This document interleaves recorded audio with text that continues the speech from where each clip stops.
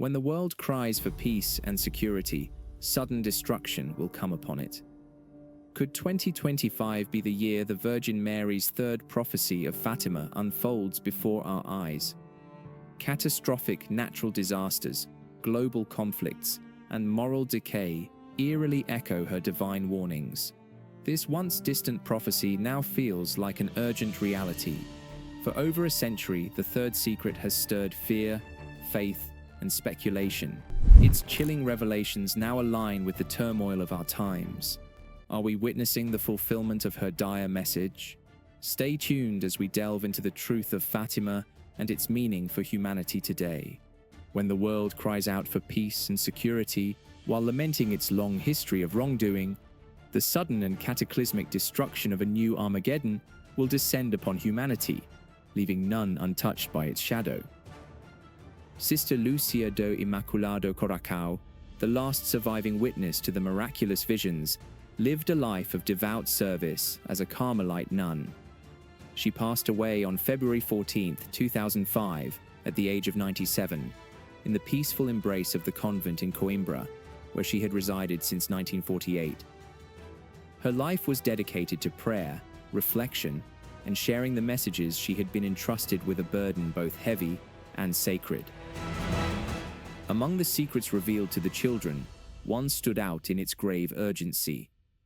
This message was shared with Pope John Paul II, who, upon reading it, was so deeply shaken that he chose not to disclose it. He feared the devastation such knowledge might unleash upon the world.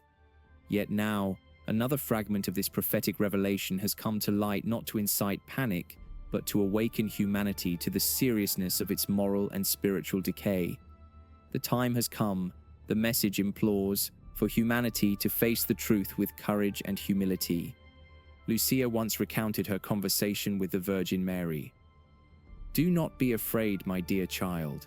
I am the Mother of Heaven, and I ask you to share this message with the world, even though you will face resistance. Hear my words and take them to heart. The sins of humankind must be atoned for.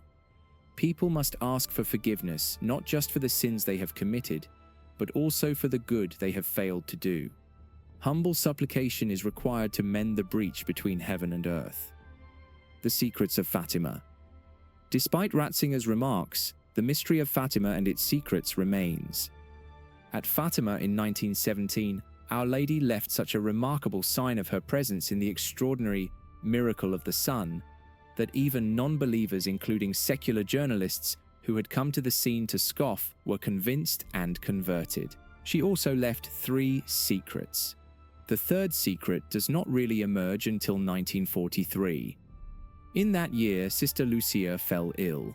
The Bishop of Leiria, where she was, asked her to write down the revelation she had received.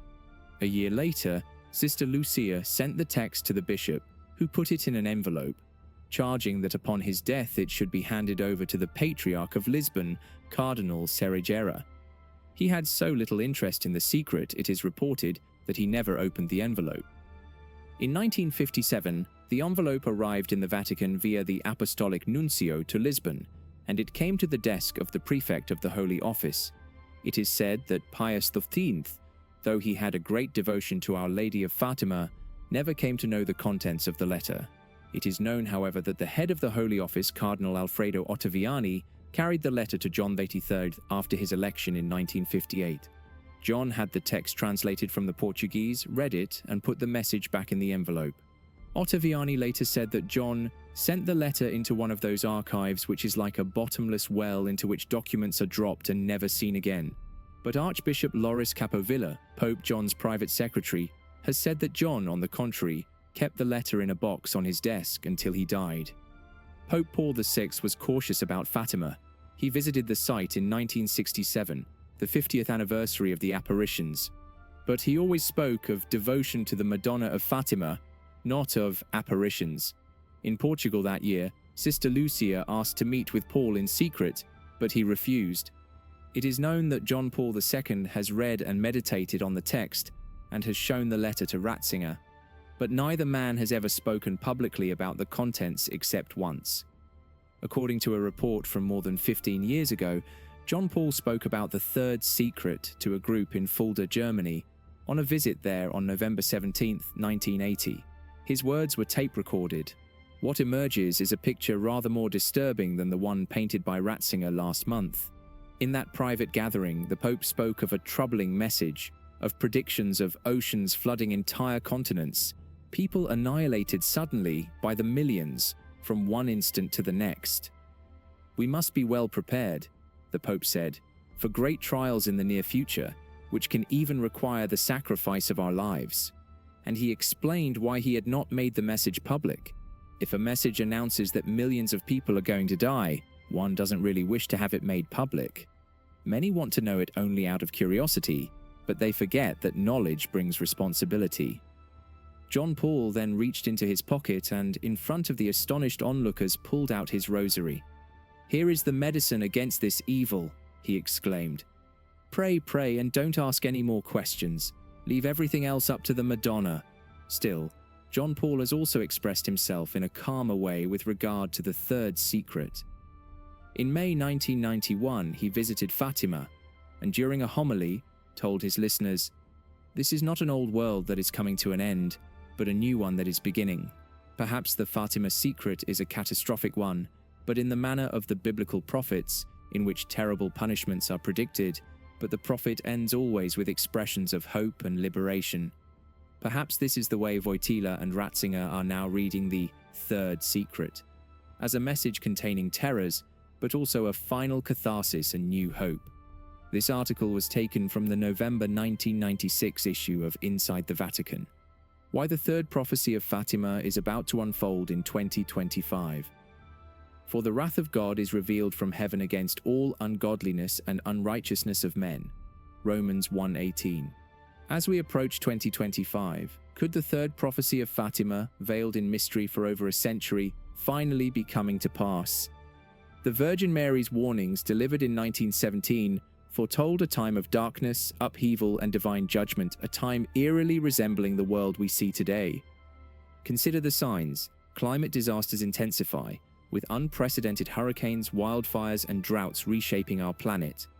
Financial systems teeter on the brink of collapse, from the rising instability of global markets to America's mounting economic crises. These are not isolated events, but the rumblings of a deeper divine reckoning. Sister Lucia's words now resonate more urgently than ever. In her revelation, the Virgin warned of a catastrophic movement that would shift the earth by 23 degrees, an upheaval so violent that it would bring total darkness for 3 days. "Do not look outside. Do not be curious," the Virgin urged, "for this will be the wrath of the Lord. Blessed candles will be the only source of light during this time, as evil spirits roam the earth, wreaking havoc on unrepentant souls." Even now, these warnings echo in the events around us. The Virgin's prophecy speaks of toxic winds carrying disease and death, a vision eerily mirrored in the global pandemic, chemical disasters, and the growing threat of biowarfare. Sister Lucia revealed that this purification would culminate in a great mystical cross appearing in the heavens, reminding humanity of the ultimate price Jesus Christ paid for our redemption. But there is hope. The Virgin's message is not solely one of doom, but a call to repentance and faith. Those who heed her words, share her message, and return to God will be protected. Those who believe in the message that God sends and bring the message to others should fear nothing on the great day of the Lord, Sister Lucia declared. Yet despite the celestial wonder, humanity has continued its march toward destruction. The Virgin warned that if people did not change their ways, a great punishment would fall upon humanity not immediately, but in the latter half of the 21st century. The world, she revealed, would become a battleground for chaos, with Satan influencing the highest echelons of power, sowing hatred and inciting revenge. Men, driven by pride and greed, would create weapons capable of annihilating the world in mere moments. Half of humanity could be destroyed in an instant. The Virgin foretold natural calamities of unprecedented scale: smoke, hail, cold, fire, floods, earthquakes, and diseases without cure. These would increase in frequency and severity, tearing apart the fabric of the earth and leaving devastation in their wake. the climate would shift violently, plunging humanity into extremes of heat and cold. Amid this turmoil, people would turn away from faith, mock the saints, and desecrate sacred institutions. Violence would erupt unchecked, with neighbor turning against neighbor, and countless souls would suffer. The Virgin's message speaks of a coming time when many will envy the dead, as immense suffering and destruction sweep the globe. New life forms, she warned, would emerge to exploit the chaos, luring people with promises of a new way of living. Yet their intentions are far from benevolent. Father Agostino, a priest who met with Sister Lucia after receiving permission from Pope Paul VI, once described her sorrowful state. She told him, weeping, "Father, the Virgin Mary is heartbroken because humanity has ignored her prophecy from 1917. People do not want to listen, and the good must now tread an ever narrower path, while the wicked follow a wide road leading to destruction. Believe me, Father, the chastisement is near. It will begin with great force, and countless souls will be lost. Many nations will disappear, and the world as we know it may be forever changed." Lucia urged that the Virgin's message be shared with everyone, family, friends, and strangers alike. She warned that time was running out. "We are at the last hour, the final minute before disaster strikes," she said. And yet, despite warnings of impending doom, humanity remains unheeding. The Virgin's prophecy foretells a wild war that will bring nuclear destruction, plunging the earth into chaos. Darkness will descend for 3 days, a period of unrelenting terror. Those who survive these 72 hours will witness the dawn of a new era, but only after enduring unimaginable trials. The Virgin revealed that this tribulation would be marked by a great earthquake, shaking the earth for 8 hours on a bitterly cold night. She urged the faithful to stay indoors, bar their windows, and resist the temptation to engage with strangers during this time. "New and unfamiliar people will appear," she warned. "They may seem charming and friendly, but they are not of God. Reject them." To prepare for the trials ahead, Sister Lucia emphasized the Virgin's guidance. "It will be a cold and windy night. Anguish will fill the air, and the earth will begin to quake violently. Those who have heeded the warning will find solace in their faith. Shut your doors and windows. Do not engage with anyone outside your home. Pray unceasingly and place your trust in the divine." This message is not one of despair but of hope.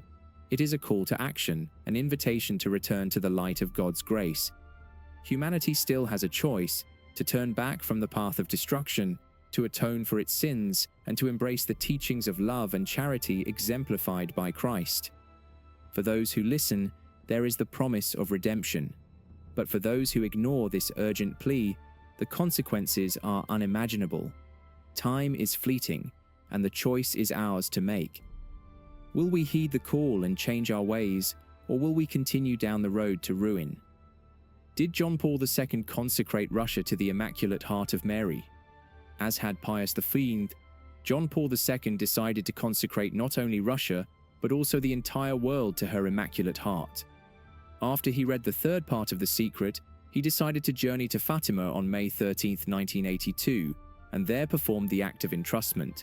This act, however, did not appear to satisfy the requested consecration, and so, on 25 March 1984 in St. Peter's Square, while recalling the fiat uttered by Mary at the Annunciation, the Holy Father, in spiritual union with the bishops of the world, who had been convoked beforehand, entrusted all men and women and all peoples to the Immaculate Heart of Mary, Bertone MF.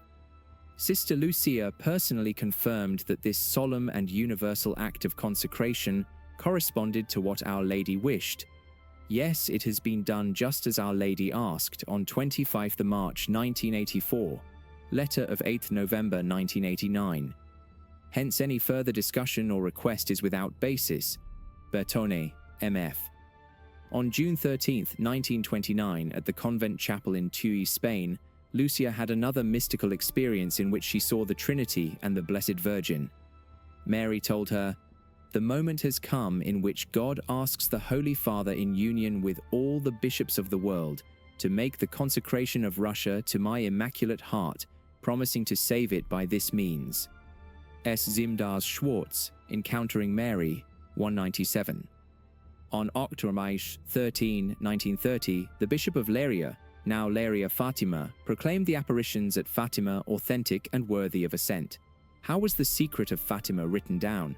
Between 1935 and 1941, on the orders of her superiors, Sister Lucia wrote 4 memoirs of the Fatima events. In the third of these, she recorded the first 2 parts of the secret, explaining that there was a third part she was not yet permitted by heaven to reveal. In the 4th memoir, she added a sentence to the end of the second part of the secret. In Portugal, the dogma of the faith will always be preserved. This sentence has been the basis for much speculation that the third part of the secret concerned a great apostasy. Sister Lucia also noted that in writing the secret in the 4th memoir, with the exception of that part of the secret which I am not permitted to reveal at present, I shall say everything. I shall not knowingly omit anything, though I suppose I may forget just a few small details of minor importance. Upon the publication of the 3rd and 4th memoirs, the world became aware of the secret of Fatima and its 3 parts, including Our Lady's request that Russia be consecrated, entrusted to her Immaculate Heart by the Pope and the bishops of the world. On October 31, 1942, Pius V consecrated not only Russia but also the whole world to the Immaculate Heart of Mary. What was missing, though, was the involvement of the world's bishops. In 1943, the Bishop of Leiria ordered Sister Lucia to put the 3rd secret of Fatima in writing. She did not feel at liberty to do so until 1944. It was then placed in a wax-sealed envelope on which Sister Lucia wrote that it should not be opened until 1960. What happened to the 3rd secret afterward?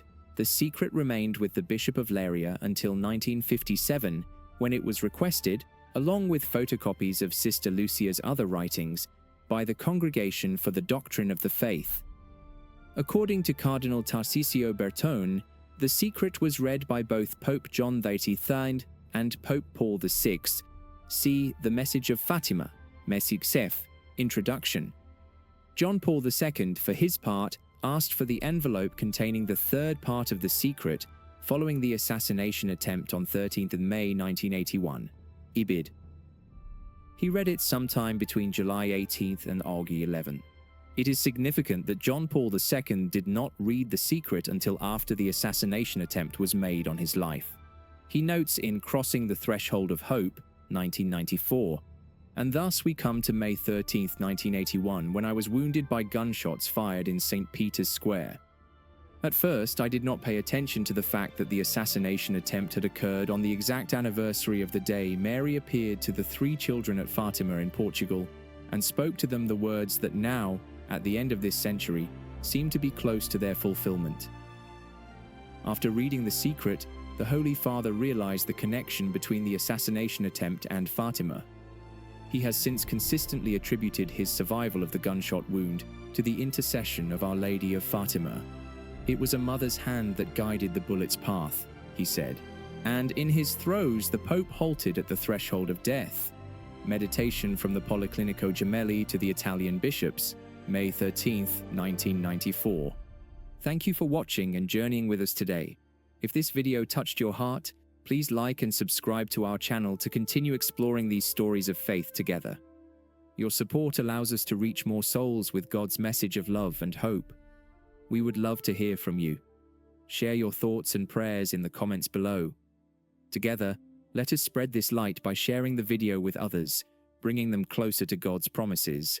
May God bless you and your loved ones abundantly. Let us keep walking in faith, united in His love.